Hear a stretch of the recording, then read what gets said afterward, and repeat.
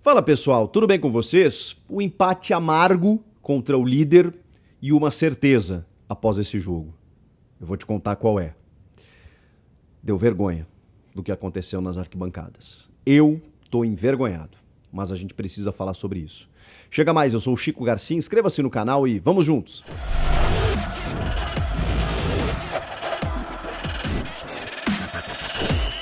Bom, gente, eu confesso pra vocês que eu fiquei muito frustrante com várias coisas, né? Nessa tarde em Porto Alegre, na Arena do Grêmio, 51 mil torcedores, recorde absoluto do time nesse Campeonato Brasileiro da Série B. Um jogo de Série A, né? A gente pode dizer assim, de dois clubes altamente vencedores, 5 títulos de Libertadores, 11 Copas do Brasil, dois dos maiores vencedores da história do futebol brasileiro, numa trajetória triste, né? O Cruzeiro no seu terceiro ano de Série B, o Grêmio no seu terceiro rebaixamento, e os times bem abaixo do que poderiam, né? O Grêmio ainda mais, né? Porque o Cruzeiro pelo menos faz uma competição muito digna, de um time muito equilibrado, consistente, padronizado nas mãos do Pesolano, que acabou expulso no jogo, inclusive, por reclamação. O Cruzeiro, você entende, né? Não que o Grêmio você não entenda, o Grêmio também tem um padrão. Eu acho que o Roger também deu uma estrutura tática para o time. O problema é a qualidade. O Grêmio tem uma qualidade terrível, terrível. O Grêmio, quando precisa de um nível técnico um pouco superior para enfrentar um time um pouco superior, num jogo decisivo, num jogo grande, num jogo em que talvez dite os rumos da competição, você não tem essa qualidade. Você precisa depender do Diego Souza. E qual é o problema de depender do Diego Souza? Que mais uma vez vai fazer com que o Grêmio suba. O Grêmio vai subir pelos pés ou pela cabeça do Diego Souza. O Diego Souza ele não tem nenhum nível atlético para ser jogador de futebol. Ele está encaminhando a sua aposentadoria, deve se aposentar ao final do ano, isso se o Grêmio não renovar por mais um ano com ele. E eu confesso para vocês que eu não sei nem o que pensar sobre isso. Porque esse cara tem carregado o Grêmio nas costas nos últimos anos. E esse é o grande problema. É o Grêmio depender de um centroavante que sem a bola não consegue jogar, porque ele não tem mais um corpo atlético que se exige numa elite do futebol. Na Série B ele empilha gols, né? Toca pra ele faz o gol. Tá, Chico, mas o que mais tu quer? É que eu tô olhando ali na frente, né? O ano que vem a competição vai ser maior, o nível vai ser maior, e você vai precisar de um time muito mais intenso. E, infelizmente, esse tipo de jogador pode complicar todo um sistema. Nesse momento em que o Grêmio está precisando subir, precisando de gols, ele está sendo mais do que útil. E até é duro falar isso, né? De que eu não gostaria de permanecer com o Diego Souza, porque parece ingratidão, mas porque o cara tem feito muitos gols. Mas é que realmente a gente tem que separar as coisas. É muito difícil falar isso. Mas, realmente, se não é o Diego Souza, o Grêmio pouco mais tem a oferecer, a não ser o Bitelo, que é um jovem que talvez o Grêmio possa fazer um dinheiro com ele ali na frente, que foi a escolha do Roger no lugar do Campas para começar o jogo, porque o Bitelo ele é um médio apoiador, como diz o Roger, né? Então ele é um volante de marcação, mas ao mesmo tempo ele chega muito bem na área. E é dele, inclusive, o gol da virada do Grêmio, depois de ter saído atrás com o gol do Luvanor, o Grêmio empata com o Diego Souza e vira com o Bitelo no cruzamento do Nicolas, né? Mais uma assistência do Nicolas, que eu acho que é uma das poucas coisas boas também nessa competição, esse jogador na lateral esquerda. O Grêmio não tinha o Jeromel pela primeira vez na competição, né? Por conta de suspensão, e aí jogou o Natan no seu lugar. E ao lado do Bruno Alves. O Rodrigo também é um jogador insuficiente para o que o Grêmio pretende. E o meio de campo interessante, né? Com o Lucas Leiva, o Vila Sante e o Bitelo. O Lucas, que é um jogador muito querido pela torcida, cometeu um erro grave no primeiro gol, que ele erra o bote num belíssimo passe do Lucas Oliveira, que corta a linha de marcação do Grêmio, né? E o Luvanor fica cara a cara com o Breno, a bola bate no Breno ainda e entra. Um balde de água fria para toda essa galera que lotou a arena, esperava que o Grêmio fosse, né, vencer o jogo e tudo mais, e sai atrás no resultado. Só que antes do intervalo empata com o Diego Souza e no começo do segundo tempo vira o jogo. Aí, obviamente, né, que tudo volta, né, para o seu lugar, tá todo mundo empolgado, e aí o Grêmio sofre um empate numa falha defensiva, num choque entre o Breno e o Vila Sante, que o Rafa Silva fica livre para poder marcar o segundo gol do Cruzeiro. Uma pena, porque ali o Grêmio diminuiria a distância para o Cruzeiro, aumentaria a sua autoestima, né? Geraria uma empolgação muito maior para o que vem pela frente, porque tem uma sequência boa aí, ó. O Grêmio ficou no primeiro turno praticamente um mês jogando fora de casa, né? Jogava um fora e quatro fora de casa. Sim, isso acontece. Agora é o contrário. O Grêmio vai ter 4 jogos em casa nos próximos 5. Quer dizer, contando com esse do Cruzeiro. Só para vocês terem uma ideia, ele jogou em casa contra o Cruzeiro, agora joga em casa contra o Ituano na sexta, sai para jogar contra o Criciúma e depois joga contra a Vila Nova e Vasco em casa também. É uma sequência para confirmar o acesso, né? Porque o Grêmio tem sido muito bom dentro de casa e não tão bom assim fora dela. Ah, mas empatou com o Cruzeiro. Sim, mas aí é jogo grande, né? Jogo entre iguais, em que o empate eu não vejo, apesar de ter perdido no primeiro turno, não vejo como ruim dentro da tabela, dentro do objetivo do Grêmio, que é subir. O ruim foi pelas circunstâncias, né? Porque você consegue a virada e sofre um empate da forma como foi. Agora, o grande problema disso tudo é o que eu acabei de dizer, para o objetivo do Grêmio. Esqueçam o título, né? Acho que o título... Esse era o jogo para você confirmar que, mas o título não é importante. Ainda tem gente que pensa assim, né? Desculpa, se na Série B, que é a segunda divisão, o meu objetivo ainda é terminar em segundo, bom, aí o mínimo que eu esperava do Grêmio era terminar em primeiro. Então é óbvio que vai ser ruim. O acesso é o mais importante? Ainda é o mais importante. Mas fica aquele gostinho de, o Grêmio nem disputou o título, né? O Grêmio há pouco entrou no G4 para ter uma tranquilidade maior, mas há um tempo nem isso estava acontecendo e o título nunca foi. O Grêmio nunca liderou a competição, nunca mirou o título porque o Cruzeiro disparou.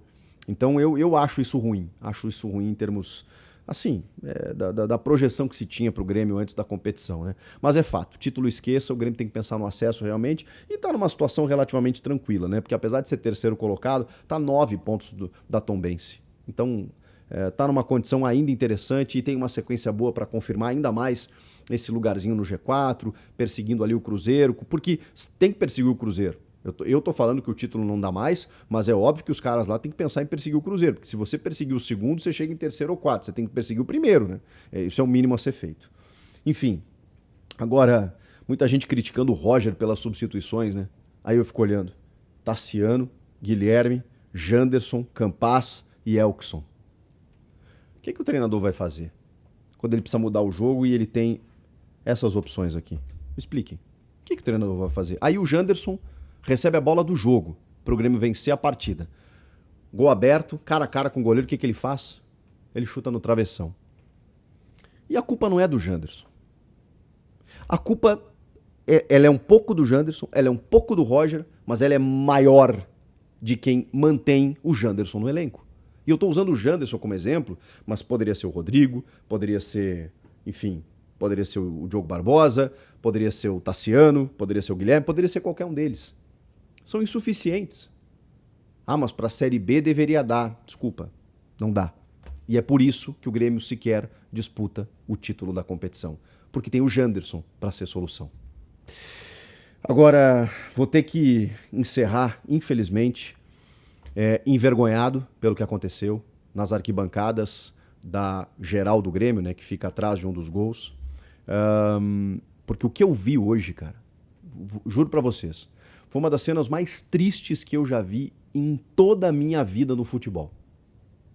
E eu não tô exagerando, não. Não tô exagerando. Porque o que eu vi foi um jogo em que Grêmio e Cruzeiro estão se enfrentando, pau a pau. Primeiro colocado na Série B, o segundo. 50 mil pessoas, uma atmosfera legal, um jogo dentro de campo tranquilo. E eu vi torcedores do mesmo time, que vestem a mesma camisa, que torcem pelo mesmo fim, se degladiando, se espancando uns aos outros. Cara, isso não tem nenhum cabimento. E aí, vocês viram a consequência disso para quem assistiu? O jogo ficou paralisado 2 vezes. Em 2 oportunidades, com os caras do Grêmio lá pedindo para os caras parar. Mas eles não pararam, sabe por quê? Porque eles não estão nem aí pro time. Eles não estão nem aí pro que está acontecendo. Eles estão preocupados com a sua facção, dentro de organizadas ali que ficam tentando controlar o poder e ficam brigando entre si. E aí tem uma cena que me marcou muito, que foi ver torcedores pulando a arquibancada no acesso ao túnel, numa altura considerável, desesperados para sair dali, porque os caras estavam com mastros de bandeira desse tamanho para bater uns nos outros. Torcedores do mesmo time. Não que justifique quando são torcedores de times adversários, tá? Longe disso. Mas é uma insanidade ainda maior na minha cabeça. Você torcer para o mesmo time, vocês irem para o jogo, para assistir um jogo, e você ficar brigando com o cara que torce para o mesmo time que o seu. Cara, isso não tem nenhum cabimento. Aí mulheres, crianças, homens, jovens, idosos, torcedores saindo fugidos. Tipo assim, deixa eu ir embora daqui. O jogo tava rolando no primeiro tempo. Por quê? Porque é perigoso, né? Porque não se sabia o que poderia acontecer. Aí esse torcedor que foi lá, comprou ingresso, paga mensalidade de sócio, sei lá o quê, que quer assistir o time, não, ele tem que sair escorraçado por conta desses caras. Bah, velho, isso aí me tirou do sério. Me tirou do sério. Porque o Grêmio já foi punido várias vezes por conta de integrantes de torcida nesse local. O Grêmio como clube, como instituição, já foi punido e sempre os mesmos estão ali fazendo isso, cara. E aí vem o pior. Aí vem a cereja do bolo. O meu amigo Matheus Trindade, que estava na transmissão do jogo, disse o seguinte: é um setor com biometria. Então o Grêmio sabe todo mundo que pisa lá. Aí vem depois do jogo, o presidente Romildo Bolzan Júnior, e me diz que houve um problema na catraca, no acesso, e 500 pessoas acessaram sem identificação. Aí é brincadeira. O Grêmio, inclusive, diz que já identificou duas pessoas lá e tudo mais, pois que se identifique todos. Ah, e inclusive um deles estava banido de entrar no estádio. Olha que beleza. E é isso. E é isso que tem que fazer. O cara que está banido de entrar no estádio, o presidente não pode ter problema em jogo grande assim. Não pode ter um problema lá. Não pode, simplesmente não pode acontecer. Ah, acontece. Não pode. Não pode. Porque aí o cara que está banido, o que acontece? Ele vai no jogo. Ele entra e faz a mesma coisa que fez com que ele tivesse banido. Então ele não pode estar perto do estádio. O policiamento tentou, enfim, e o que a gente viu foi uma barbárie lá, mais uma, e fiquei assim que acabou meu tesão pro jogo. Tipo assim, o Grêmio virou o jogo, eu ainda tava puto, sabe? Porque imagino pro torcedor que tava lá também acompanhando, viu o jogo paralisar, viu pessoas saindo, fugindo, e nada acontece. Que o Grêmio se posicione e resolva isso de uma vez por todas. Esses caras não podem frequentar estádio. Ou todos os outros não vão frequentar. Vai ficar só com eles. Vai ficar só com eles lá no cantinho deles, fazendo o que eles bem entendem, e o restante vai ficar em casa. É isso que esses caras vão conseguir, se a gente não se mexer. Comenta aqui, inscreva-se no canal, eu volto na próxima.